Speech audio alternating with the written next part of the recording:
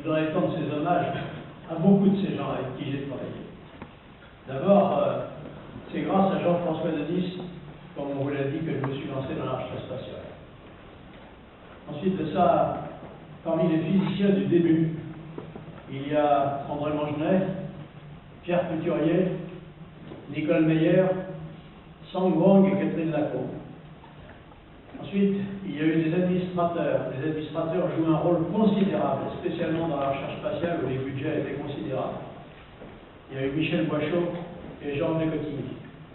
Et parmi les techniciens, je veux mentionner Jacques Lacroix, qui nous a appris les techniques spatiales. Il venait d'un autre laboratoire spatial, c'est chez Blamont en fait. Ensuite, il y a eu René Knoll et Gérard Epstein, qui ont quitté l'industrie privée pour se lancer dans la recherche spatiale. Ensuite, il y a eu Nicole Monge et Gérard Lettré.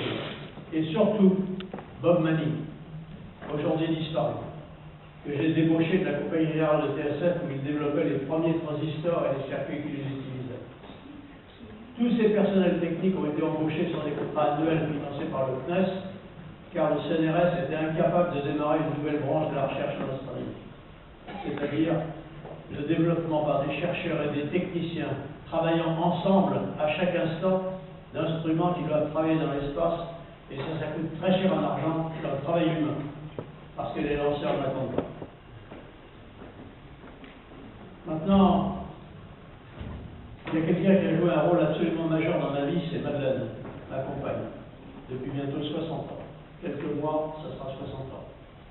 Pendant des dizaines d'années, elle a supporté mes absences répétées à Nancy, ou bien en mission de coopération aux États-Unis ou l'Union soviétique.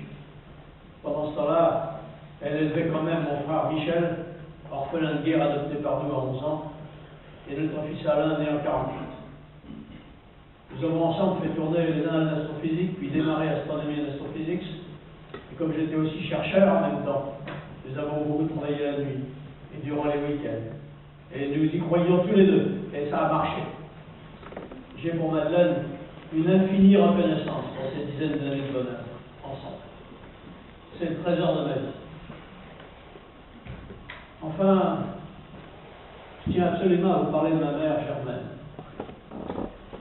Ma mère a été l'une des toutes premières Françaises à passer le baccalauréat en 1914.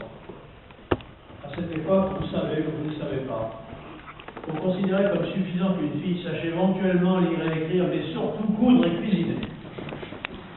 Et les parents de ma mère étaient visiblement féministes avant l'heure. Ils nous ont appris dès notre plus jeune âge que les hommes et les femmes sont également capables et respectables. D'autre part,